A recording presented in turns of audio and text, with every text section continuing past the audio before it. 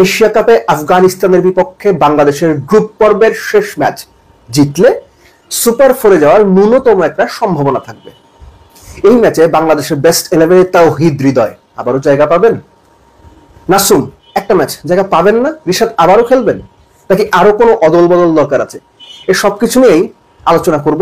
আলোচনা করাটা জরুরি, একই সঙ্গে চোখে আঙুল দিয়ে দেখিয়ে দেওয়া আরো বেশি জরুরি বাংলাদেশের কোথায় সমস্যাগুলো হচ্ছে, সমাধান কি। প্রথম কথা হচ্ছে, যে কোনো বৈশ্বিক টুর্নামেন্টে বাংলাদেশ বাজে পারফরমেন্স করছে। এর অন্যতম প্রধান কারণ, এক কথায় বললে, গ্লোবাল লেভেলে কম্পিট করার মতো এনাফ বা ভালো বা যথেষ্ট ভালো প্লেয়ার না থাকা। তাওহিদ হৃদয়ের কথা দিয়ে আলোচনা শুরু করেছিলাম। আমি এর আগে একটা ভিডিওতে বলেছি, স্পেশালি শ্রীলঙ্কার বিপক্ষে বাংলাদেশ হারার পরে যে ভিডিওটা, যে তাওহিদ হৃদয়কে ড্রপ করেন, কোনো বিশ্রাম টিশ্রাম না, ড্রপ করেন, তাকে দিয়ে হচ্ছে না। তিনি নিজেও স্বীকার করেছেন, চেষ্টা করছেন, পারছেন না। যিনি চেষ্টা করে ফেল করছেন তাকে বাইরে রাখেন, তার বদলে যাদের রয়েছে তাদের সুযোগ নেন। তাওহিদ হৃদয়কে ড্রপ করে সেখানে দুটো অপশন আছে, সাইফ হাসান, নুরুল হাসান সোহান। এই দুজনের যে কোনো একজনকে খেলানো যায়। এর আগে সাইফ হাসানকে খেলানো হয়েছে, একটা ম্যাচে তিনি দুর্দান্ত করেছেন, আরেকটা ম্যাচে ফ্লপ করেছেন, যদিও সেই ম্যাচে তিনি ওপেন করেছিলেন। এখন ওপেনের জায়গাটাতে আরেকটু কথা বলার আছে, কেননা বাংলাদেশের দুই ওপেনারকে আমার মনে হয় প্রত্যেকটা গণমাধ্যম কর্মী এবং দর্শকের একটা বড় অংশ দারুণ সাপোর্ট করেছেন। তানজিদ তামিম এবং পারভেজ ইমন, তাদের দুজনের যে পার্টনারশিপটা গড়ে উঠছে, আমি নিজে এটার ভূয়সী প্রশংসা করছি, এখনো করি। কিন্তু লাস্ট ম্যাচে পারভেজ ইমনকে ড্রপ করে সেখানে সাইফকে দিয়ে ওপেন করানো যায় কিনা, এটা বাংলাদেশ টিম ম্যানেজমেন্ট ভেবে দেখতে পারে। কেননা ইমনের অ্যাবিলিটি আছে, কিন্তু কোয়ালিটি বোলিং এর এগেইনস্টে ইমনের সিরিয়াস দুর্বলতাও রয়েছে। যে যাই বলুক, আমি এটা মনে করি। আর ইমন যে ধরনের ইনকনসিস্টেন্ট, সেই জায়গাতে ওপেনিং এ তাকে সরিয়ে যদি সাইফকে খেলানো হয়, আমি অবাক খবর। এবং সেই ক্ষেত্রে তাওহিদ হৃদয়ের জায়গায় নুরুল হাসান সোহান। একইভাবে লোয়ার ডাউন দ্য অর্ডারে শেখ মাহিদিকে দিয়ে যদি আপনি পাওয়ার প্লের মধ্যে বল কাটানোর পরিকল্পনা করেন, তাকে একাদশে নেন।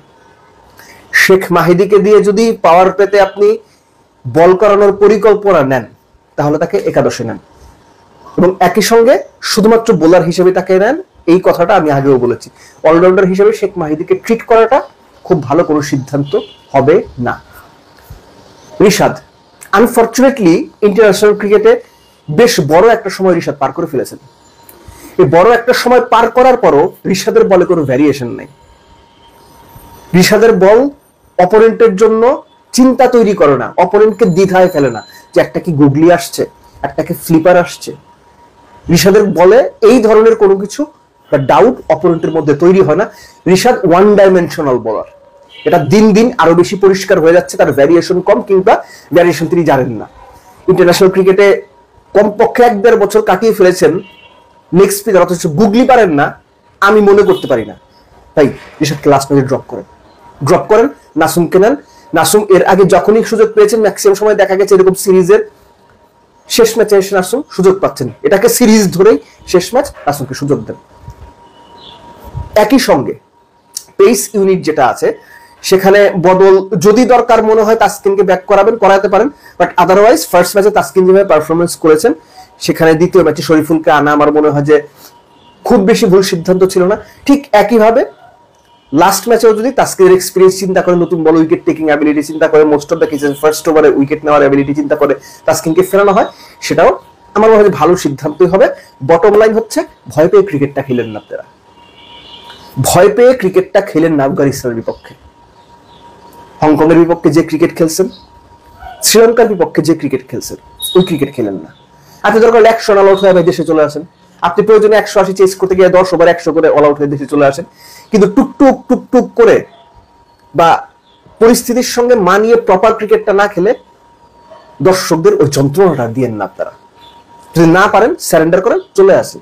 কেননা শ্রীলঙ্কার সঙ্গে যেভাবে আপনারা পারফরমেন্স করেছেন, যেভাবে আমাদের দুই ওপেনার খেলেছেন, যেভাবে বাংলাদেশের ব্যাটাররা ফুল টাচ বল বাউন্ডারি মারতে পারে না, যেভাবে জাকের আলী অনিক 20 বল খেলে পারার পরও টাইমিং করতে পারেন না, যেভাবে মাহিদি